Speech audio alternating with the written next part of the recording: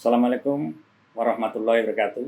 Jumpa kembali dengan EV Legal Voice. Saya Associate Profesor Dr. Firman Wijaya SIMH, Ketua Umum Peradim Persatuan Advokat Indonesia, sebuah organisasi tertua advokat di Indonesia yang didirikan pada 30 Agustus 1964, tepatnya di kota Surakarta, di Hotel Dana, hotel kecil, tua, dan antik. Rekan kolega advokat, hari-hari ini advokat, utamanya organisasi advokat, akan menghadapi tantangan baru, tantangan regulasi yang ingin melakukan pembacaan realitas faktual dan realitas tekstual. Seperti apa eksistensi Undang-Undang Advokat 18/2003 di tengah kompleksitas zaman dan perubahan peraturan perundang-undangan. Pembacaan paradoksal menurut hemat saya menjadi penting. Sejauh mana undang-undang advokat ini secara eksistensional, secara fenomenal, memang sudah mendekati ideal dengan sistem hukum yang ada dan dalam situasi yang serba berubah. Menerapkan standarisasi, memperkuat akuntabilitas, utamanya menjunjung nilai-nilai ideal profesi, ini yang mestinya menjadi posisi naratif rancangan undang-undang advokat yang baru, di mana ini usul inisiatif dari pemerintah, yang sebenarnya awalnya adalah rancangan usul inisiatif DPR. Namun hari ini saya sebagai ketua tim perumus yang ditunjuk oleh Badan Legislatif, DPR, dan pemerintah, sebuah kerjasama yang baik antar lintas organisasi profesi, diharapkan bisa melahirkan undang-undang advokat yang ideal. Nah, sebenarnya di dalam menerapkan standar profesi ada sebuah tantangan. Metode apa yang tepat, definisi operasional, aspek-aspek definisional, serta pendekatan komparatif. Yang beberapa ini juga coba kita cermati, misalnya negara Belanda, Jepang, Korea Selatan, Singapura, bahkan Filipina. Nah, di dalam catatan yang ada pada saya, struktur kelembagaan organisasi yang ada, sejauh mana menghasilkan pencapaian fungsi organisasi advokat, dan sejauh mana akuntabilitas, akses keadilan, bagi masyarakat yang hari-hari ini dirasakan begitu strategis. Nah, perlunya Dewan Advokat Nasional, Dewan Etik Advokat Nasional, yang menjadi pemandu, peran advokat, organisasi advokat, komunitas anggota advokat, di hadapan masyarakat dan pemerintah.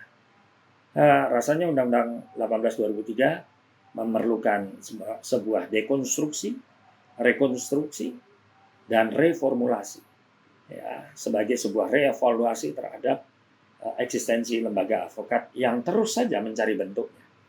Nah, peran advokat dalam perbaikan kelembagaan organisasi advokat dan undang-undang advokat, urgensi ini rasa-rasanya begitu mendesak ketika KUHP, KUHAP sebagai undang-undang baru melahirkan arah pemikiran baru. Tentunya organisasi profesi advokat yang menjadi state organ, organisasi negara yang memiliki fungsi layanan publis, layanan kepentingan umum, pro bono, ini sebuah fondasi yang harus kokoh dibangun, termasuk imunitas profesi, ketika advokat menghadapi berbagai risiko. Mitigasi risiko dalam undang-undang advokat perlu dirumuskan secara jelas.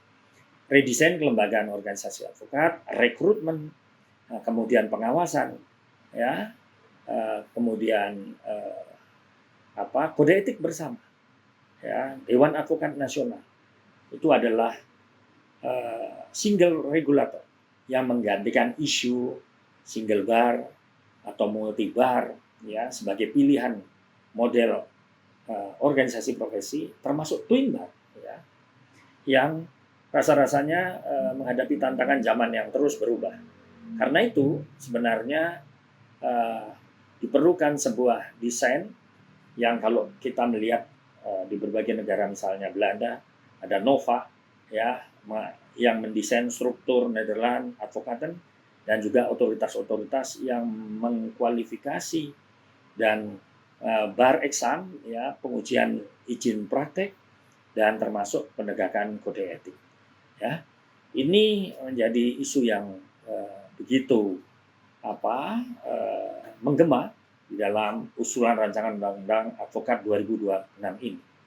Nah, Institute Legal of Education atau CLE berusaha untuk diadopsi yang dari Singapura kemudian rancangan undang-undang advokat yang baru, termasuk continuing legal education ya, pendidikan profesi berkelanjutan. Ini instrumen-instrumen yang memang diharapkan sebagai role model struktur anatomi rancangan undang-undang advokat yang ada. Nah, pada kesempatan yang berjalan selama ini, Badan Legislatif dan Kementerian Hukum ya, sebagai lembaga yang merupakan pengusul atau inisiator rancangan undang-undang advokat, ada beberapa isu yang menjadi kebutuhan advokat kini dan ke depan. Apa itu? Nah, di dalam mewujudkan hubungan kelembagaan antar profesi advokat, di mana tumbuh berkembangnya banyak organisasi advokat, rasa-rasanya perdebatan soal single bar dan multi bar, termasuk twin bar, menurut hemat saya, karena situasi demokrasi betul-betul mempengaruhi kehidupan advokat dan organisasi advokat, pilihan idealnya adalah multi bar ya, menampung semua organisasi advokat, tentu multi bar dengan konsep yang ketat. Di antaranya adalah standarisasi profesi advokat ya, yang memungkinkan pengangkatan advokat atau penjaringan advokat ya dengan kualitas yang terstandar. Nah, ini memang penting ya, dan ini menjadi kebutuhan nyata bagi dunia advokat. Kemudian pengawasan profesi advokat, demokrasi multibar advokat tentulah memerlukan soliditas, memerlukan kendali organisasi yang perlu diawasi. Pengawasan profesi advokat menjadi instrumen yang penting juga, entah membentuk dewan atau badan advokat ya, yang sifatnya nasional, melingkupi semua organisasi advokat yang memberikan kewenangan pengawasan. Kemudian memperkuat fungsi-fungsi advokat yang lain ya, agar tidak terpecah belah, mudah pindah ke organisasi yang lain ketika sanksi dijatuhkan. Maka model pengawasan profesi advokat itu bersifat ketat dan terintegrasi. Nah, kemudian juga sisi lain, advokat membutuhkan perlindungan ya, termasuk dalam kedudukannya dengan aparat penegak hukum yang lain terkait dengan undang-undang yang baru ya, KUHP maupun KUHAP dan undang-undang terkait lainnya. Nah, hak imunitas profesi tentu harus dirumuskan jelas sejak tingkat penyelidikan sampai pada akhir penegakan hukum, dari penyidikan sampai pada tingkat peninjauan kembali. Hak imunitas betul-betul dijamin. Imunitas tidak hanya di dalam pengadilan tapi juga di luar pengadilan. Nah, hak imunitas ini tentu melekat dengan tugas profesi, officium nobile ya, sebagai profesi yang mulia yang memperjuangkan keadilan. Karena itu konsep advokat pejuang dan pejuang advokat menjadi sangat relevan, walaupun itu menjadi sejarah panjang dari kemandirian advokat. Nah, karena itu struktur regulator tunggal ya, ini menjadi paling relevan, single regulator ya. Jadi bukan pada isu single bar atau multi bar lagi atau twin bar ya, tapi lebih kepada single regulator, satu aturan, one rule sistem regulator Nah, satu adalah misalnya Dewan Pengawas, yaitu badan yang bertugas untuk memastikan bahwa semua kegiatan yang dilakukan organisasi advokat ini dan anggotanya sesuai dengan peraturan yang berlaku, termasuk terhadap etika profesi advokat. Kemudian ada di departemen atau direktorat, ya kalau di beberapa negara, adalah untuk mengimplementasikan kebijakan yang berkaitan dengan continuing legal education, pendidikan advokat berkelanjutan. Ya, pelatihan ini harus memiliki standar regulasi yang jelas, standar akreditasi. Nah, maka itu ada badan akreditasi yang menentukan nantinya seperti apa kesamaan standar mutu dan juga kualitas yang bisa dipertanggungjawabkan.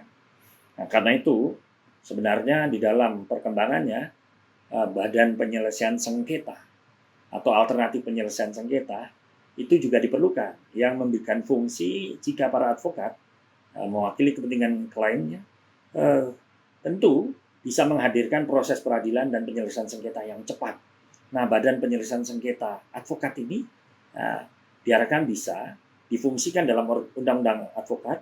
Para organisasi advokat bisa memandu ya penyelesaian sengketa para advokat yang memiliki perbedaan kepentingan, perbedaan klien, ya bisa memilih lajur atau jalur cepat penyelesaian sengketa, sehingga proses penyelesaian sengketa bisa lebih cepat, lebih murah, dan lebih efisien, speedy proses. Ya, ini yang selalu menjadi isu besar dari organisasi-organisasi penegakan hukum yang lainnya, termasuk restoratif justice. Ini model-model yang menurut saya bisa diadopsi dalam rancangan undang-undang advokat yang baru. Nah, karena itu diharapkan mudah-mudahan rancangan undang-undang advokat baru melalui tim perumus dengan berbagai masukan dari organisasi lintas organisasi profesi ya bisa mendorong rancangan undang-undang advokat yang memiliki desain ideal ya masa kini dan masa depan sebagai state organ ya organ negara yang menjalankan fungsi pembelaan hukum. Demikian yang dapat saya sampaikan. Jumpa kembali dengan Associate Profesor Dr. Firman Wijaya. Assalamualaikum warahmatullahi wabarakatuh. Salam advokat Indonesia.